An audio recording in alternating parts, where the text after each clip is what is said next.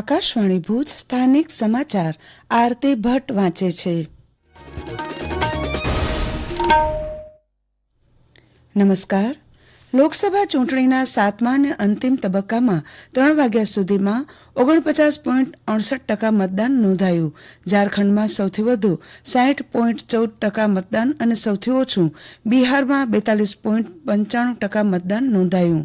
ચૂંટણી પંચની water turnout app અનુસાર 3 વાગ્યા સુધી 49.68% મતદાન થયું હતું, જેમાં બિહારમાં 42.95%, ચંદીગઢમાં 52.61%, હિમાચલ પ્રદેશમાં 58.41%, ઝારખંડમાં 60.14%, પંજાબમાં 46.38%, ઓડિશામાં 49.77%, ઉત્તર પ્રદેશમાં 46.83% અને પશ્ચિમ બંગાળમાં 58.46% મતદાન થયું હતું.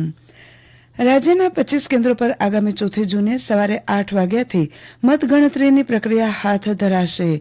સમગ્ર મતગણતરીની પ્રક્રિયા માટે 56 કાઉન્ટિંગ ઓબ્ઝર્વર્સ, 30 ચૂંટણી અધિકારી અને 180 મદદનીશ ચૂંટણી અધિકારી ફરજ બજાવશે.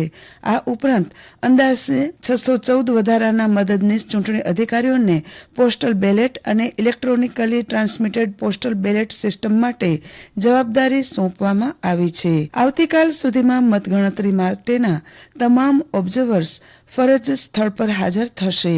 સમગ્ર મતગણતરીની પ્રક્રિયાની વિડીયોગ્રાફી કરવામાં આવશે.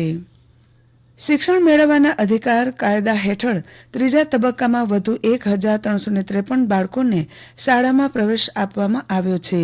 3જા તબક્કામાં પ્રવેશ મેળવનારા વિદ્યાર્થીઓએ 3 જૂન સોમવાર સુધીમાં જે તે શાળાના સમય દરમિયાન રૂબરૂ જઈ જરૂરી આધાર પુરાવા જમા કરાવી પોતાનો પ્રવેશ નક્કી કરાવી લેવો પડશે. રાજ્યના હવામાન વિભાગે આગામી 3 જૂન સુધી કચ્છ, ઉત્તર અને મધ્ય ગુજરાત તેમજ સૌરાષ્ટ્રના મોટાભાગના વિસ્તારોમાં ધૂળના તોફાનની આગાહી વ્યક્ત કરી છે. તે દરમિયાન પવનની ગતિ અંદાજે 40 કિલોમીટર પ્રતિ કલાક રહેવાની સંભાવના છે. રાજ્યનું તાપમાન ધીમે ધીમે ઓછું થઈ રહ્યું છે. ભુજમાં 38, કંડલા એરપોર્ટ પર 39 ડિગ્રી સેલ્સિયસ તાપમાન નોંધાયું હતું. ઔદ્યોગિક તાલીમ સંસ્થા અંજાર દ્વારા વિવિધ વ્યવસાયલક્ષી અભ્યાસક્રમની તાલીમ અપાય છે. તાલીમ પૂર્ણ કર્યા બાદ એનસીવીટી અને જીસીવીટી સર્ટિફિકેટ મેળવીને સરકારી નોકરી, ખાનગી કંપનીમાં નોકરી મેળવી શકાય છે. આઈટીઆઈ કરેલા તાલીમાર્થીઓને અગ્નિવીર જેવી કેન્દ્ર સરકારની યોજનામાં વધારાના માર્ક્સ આપવામાં આવે છે. ધોરણ 10 પછી 2 વર્ષનો કોર્સ કરેલા તાલીમાર્થીઓ ધોરણ 12ની અંગ્રેજી વિષયની પરીક્ષા પાસ કરી ધોરણ 12 પાસ સમકક્ષ સર્ટિફિકેટ મેળવી શકે છે. ફોર્મ ભરવાની છેલ્લી તારીખ 13મી જૂન છે.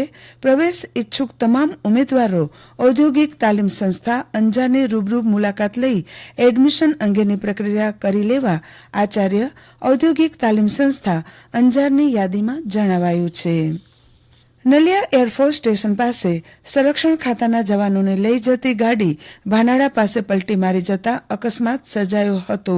10 જેટલા જવાનોને ઈજા પહોંચતા તેઓને સારવાર માટે સ્થાનિક એરફોર્સની હોસ્પિટલમાં લઈ જવામાં આવ્યા હતા, જે પૈકી 2 થી 3 જવાનોને વધુ સારવાર માટે ભુજ ખસેડાયા છે.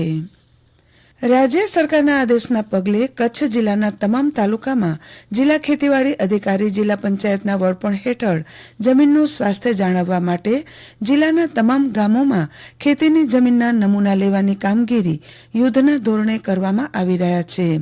જે અંતર્ગત ભુજ, કચ્છ તથા વિસ્તરણ અધિકારી ખેતીના સંકલન તથા માર્ગદર્શન હેઠળ જિલ્લાના ભુજ, માંડવી, મુન્દ્રા, ભચાઉ, રાપર, અંજાર, ગાંધીધામ, અબડાસા, નખત્રાણા અને લખપત તાલુકાના તમામ ગામોમાં સોઇલ હેલ્થ કાર્ડ માટે ગામ દીઠ 21 જમીનના નમૂના એકત્રીકરણ કરવાની કામગીરી જિલ્લાના 109 ગ્રામસેવકો દ્વારા ચાલુ છે. જે નમૂનાનું જમીન ચકાસણી પ્રયોગશાળામાં પૃથ્થકરણ કરવામાં આવશે, જેથી જમીનના સ્વાસ્થ્ય વિશેની માહિતી પ્રાપ્ત થશે તેવું જિલ્લા ખેતીવાડી અધિકારીની યાદીમાં જણાવાયું છે.